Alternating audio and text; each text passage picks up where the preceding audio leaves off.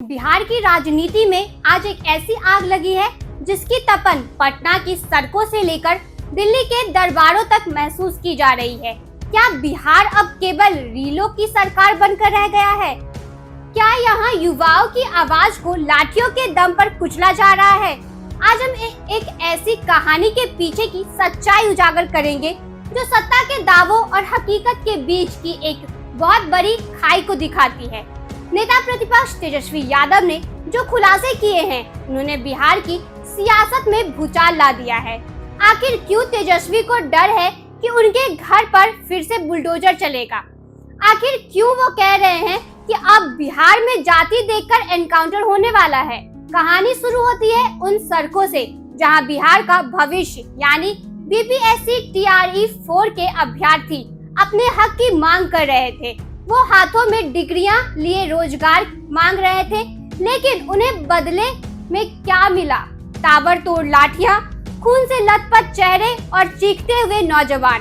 तेजस्वी यादव ने इसी मुद्दे पर सरकार को घेरते हुए एक ऐसा बयान दिया है कि किसी थ्रिलर फिल्म के क्लाइमेक्स जैसा लगता है।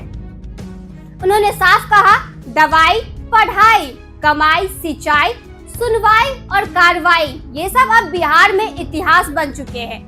तेजस्वी यादव का गुस्सा सिर्फ लाठियों तक सीमित नहीं था, उनके निशाने पर था सरकार का वो चेहरा जिसे वो मीडिया मैनेजमेंट और रीलबाजी का नाम दे रहे हैं।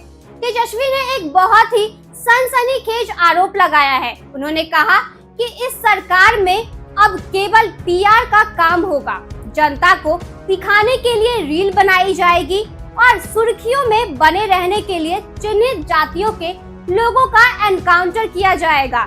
सोचिए, क्या एक लोकतांत्रिक राज्य में जाति विशेष को निशाना बनाकर गोलियां चलाई जा सकती है? यह आरोप सिर्फ आरोप नहीं बल्कि बिहार के सामाजिक ताने बाने पर एक सीधा हमला है। लेकिन रुकिए, सस्पेंस अभी बाकी है।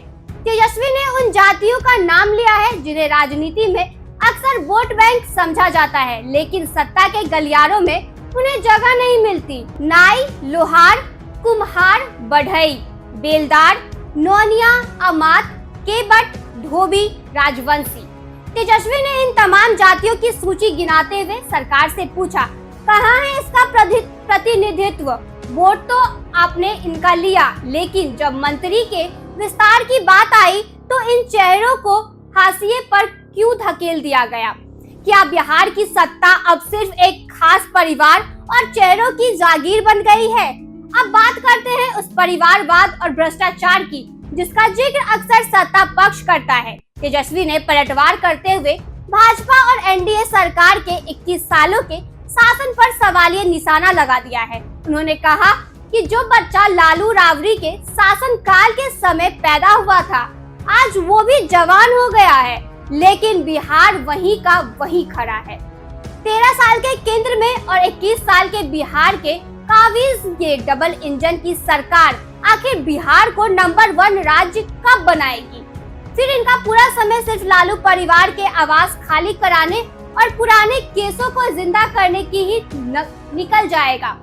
सस्पेंस का सबसे बड़ा हिस्सा वो है जिसे तेजस्वी एनकाउंटर और बुलडोजर की राजनीति कह रहे हैं। बिहार में क्या अब उत्तर प्रदेश की तर्ज पर न्याय होगा? क्या अदालतों की जरूरत खत्म हो गई है?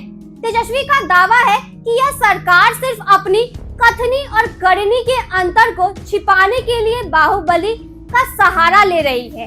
बिजली के दाम बढ़ गए, नौकरियां ठंडे बस्ते के चली गई और जो परीक्षाएं होनी थी उन्हें रद्द कर दिया गया।